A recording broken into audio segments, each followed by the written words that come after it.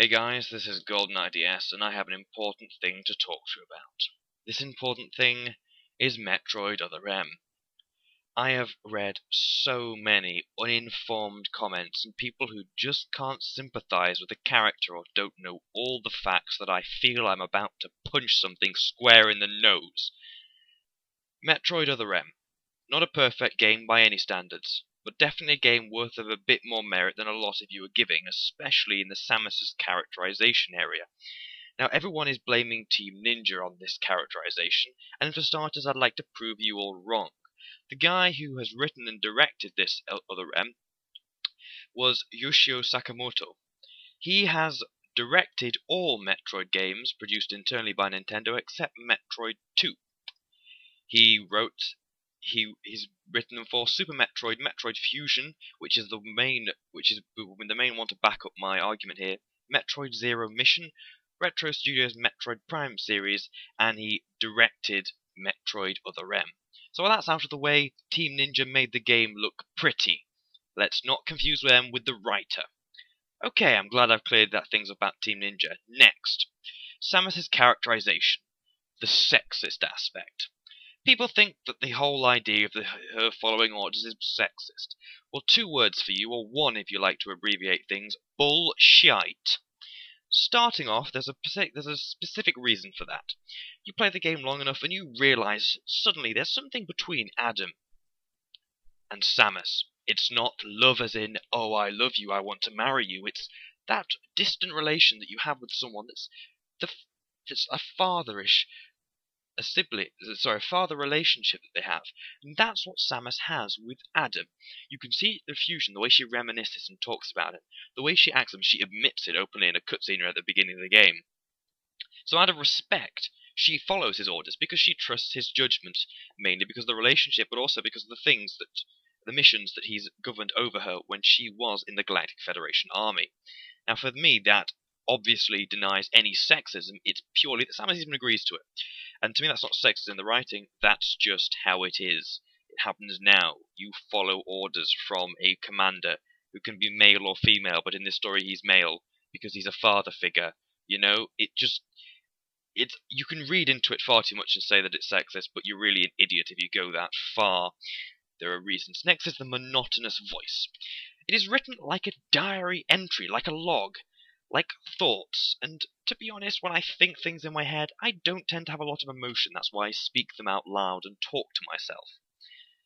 Yes, people are already looking at me for being odd. I speak to myself. I'm doing it now.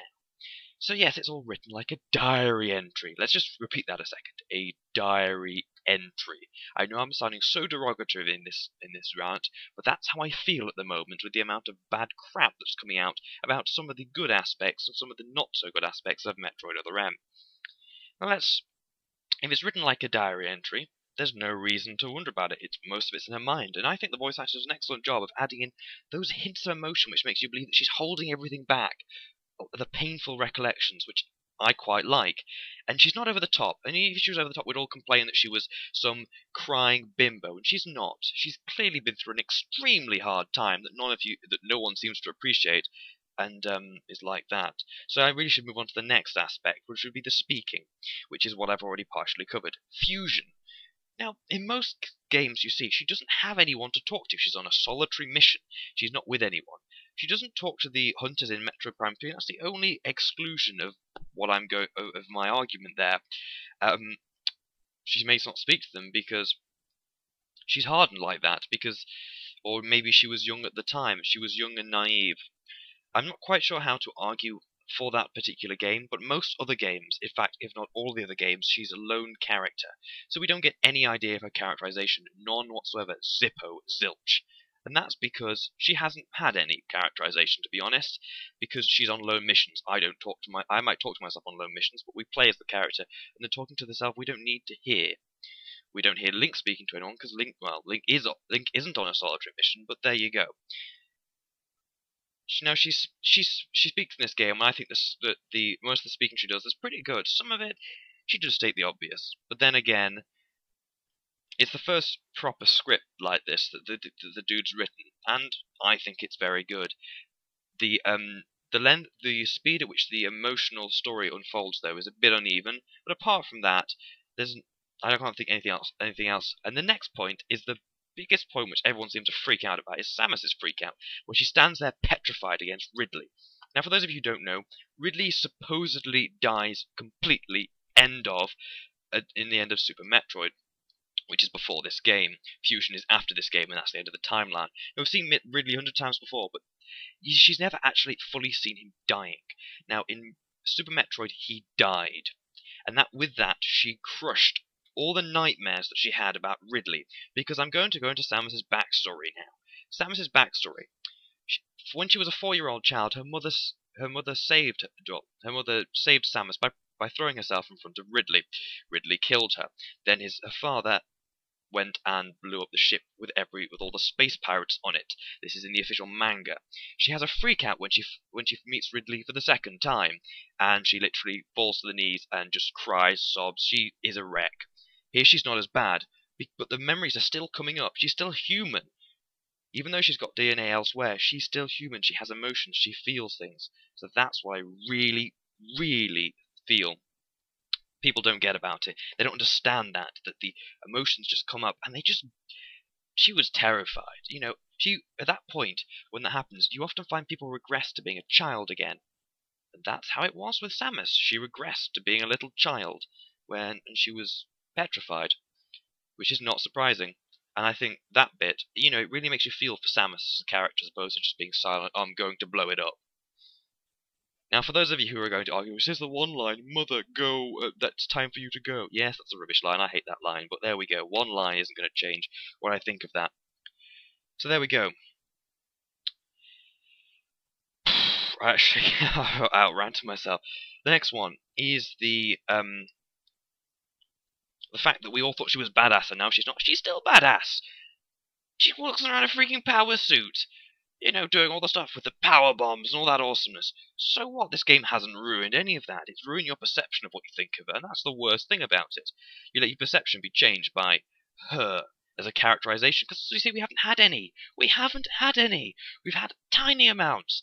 This is actually how her character is meant to be. It's how it's written. It's how it was always going to be. Or maybe they just came up with the idea to do it. But anyway, that's how it is. So they're talking of Adam. That's another thing which people get annoyed about. Adam this, Adam that. It's not Adam this, it's not Adam that. She's worried about them because she's a father figure. If you don't have if you have parents, you'll kind of know you in a way care about what they think of you. In a way you don't, but you do in a way, and that's the thing. She's still worried about some of the things she said to Adam, and she hasn't seen him in a while because she's a solitary bounty hunter. And I just think the talking of Adam really enforces the relationship she has with him, and many people seem to misread that relationship, and that's what pisses me off, out of the many things. Now, let's get on to the idea of the way you obtain weapons in this game, which is another point in which you all get annoyed about. I'm using all, I don't mean all, I mean the people who disagree and think Metroid Other M is a horrible game and should not be played. I don't take that tone, but I don't take the tone it's perfect either. Weapons. And let's think about this. Samus went in blazing with all those missiles, won the game, would have lagged like crap like it does near the end anyway, because it's pushing the Wii as far as it can go. And for those of you who don't agree with me, it does. Play the game, you'll feel the controls slow down. They are pushing the Wii, and the graphics are worse than Corruption. In some ways, but still, there's a lot more being shown on screen because it's third person as opposed to first person. And there's a lot more to be rendered, and there's a lot more effects going on. The beams, for example, the main effects. Now let's look at if she'd gone in using a power bomb, she would have destroyed research. She went in using a bunch of weapons. She could have destroyed the weapons. So Adam, and because Samus trusts the judgment, says, okay, yeah, I accept, I won't use any of my weapons. And most of them she gets at a point when that's fine. But of course we've got the obvious one, the Varia suit, which she activates when she's already been hurt, an immense amount. I don't understand that bit. I don't understand why the suits can't be used, but it's gameplay mechanics. Let's not all quiffle about that. It's better than tripping over a rock, or, I don't know, getting a heavy blast from a gun, and somehow that blast damages her suit and makes her lose all her equipment, because that to me is even stupider, but no one seems to complain about that. So yeah, it's dangerous to the research. You don't want to damage it, because you're trying to find out what's going on in this bottle ship. There we go. The script. As I've said before, it's directed by the same writer who writes all of them except the second Metroid 2, which was widely regarded as the worst Metroid game. Not that it's a bad game, but the worst Metroid game. Just saying. Also, Team Ninja just made it look pretty. Team Ninja made it look awesome, there's no denying. Team Ninja really pushed the Wii, and as such a result, it lags. The game, I know, maybe it's my Wii, or maybe it's the fact I'm using some cheap component cables, but it lagged. And to me, that showed just how good Team Ninja were. I mean, the graphics were, some of the cutscenes were brilliant. Standard definition, it's some of the best graphics you'll see from the Wii. In my opinion, and I'm pretty sure, it is. The last one, which a lot of you are having a fuss about, is the music. It's not the same as Metroid Prime. It's horrible. The thing is, Metroid music, in a way, a lot of it has been atmospheric. Now, I know there are so many memorable tunes in the games gone by, and there are some good memorable tunes in this one. But the problem is it does reuse them, and most of them are atmospheric. And for that purpose, the music does serve its purpose, and does really well. The music is atmospheric. At the right moments, you'll feel certain emotions and feel tenseness simply because of the music. And that, to me, shows that the music's worked. So what it's not a fantastic orchestra, you can't listen to it elsewhere. But if the music does what it says it does, and does it well, then why criticize it? So what, we've got one less soundtrack to listen to everything on, I just can't.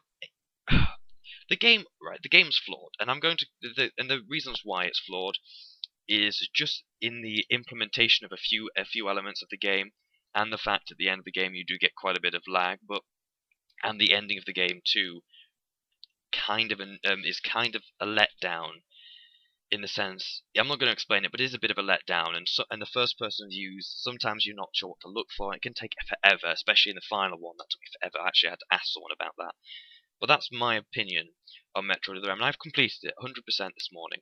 I mean, this afternoon. So I know what I'm talking about, and I've playing through and seen the ending of Fusion, and played through and seen the ending of Zero Mission, which is the first one remade, and I haven't. And all the Metroid Prime series, bar most of 2, but I've seen the ending of 2, and I've researched a lot of this. So that's why I disagree that Samus is a wimpy character, and the characterization is wrong. I think that Samus is a badass character, but like everyone, she experiences emotional turmoil because of her past. Samus says it leaves her with an uneasy soul, and that will be the least of my. That would be the easiest way to describe it, the one which gives least justice to Samus. The ending of the game, I have to say, the actual ending, because you can go on when the first ending's finished, does end in typical Metroid style. So I'm not gonna say anything like that. And I was almost disappointed there were no Metroids in this game, but there were. And I just think the way they reused a few bosses, this is the first time the boss is technically starred, like Nightmare, the gravity creature, which freaked me out.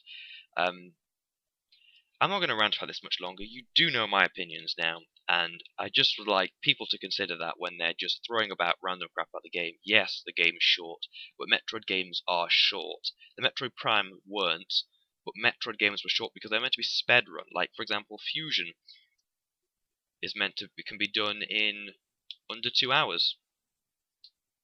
And to me, that's a short game, and I wouldn't want to spend $50 or, £35 on it. But nonetheless, people did, and people didn't complain because that was the old Metroid. I think people nowadays are either coming from old Metroid, and those are the people who dislike the fact that she's not badass, or people are coming from the Prime series and disliking the 2D-ness and the fact it's a short game. But there we go. That's my thoughts and opinions on Metroid Other M. I shall be doing a full review at some point, hopefully, if I can be asked. I hope to see you there. I hope this rant has been slightly enjoyable for some of you who've enjoyed playing this game and thought the same way as me. If you haven't, and thought it was Twilight in space, then I'm sorry, sir, but you need to rethink your opinion. And just take into account some of the things I've said, and maybe we can agree on them, maybe not.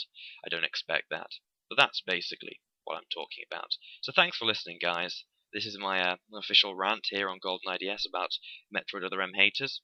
As I've said before, it's not a perfect game, but I still rather enjoy it. This is approaching on the 15-minute timeline, so I'm going to say good night all.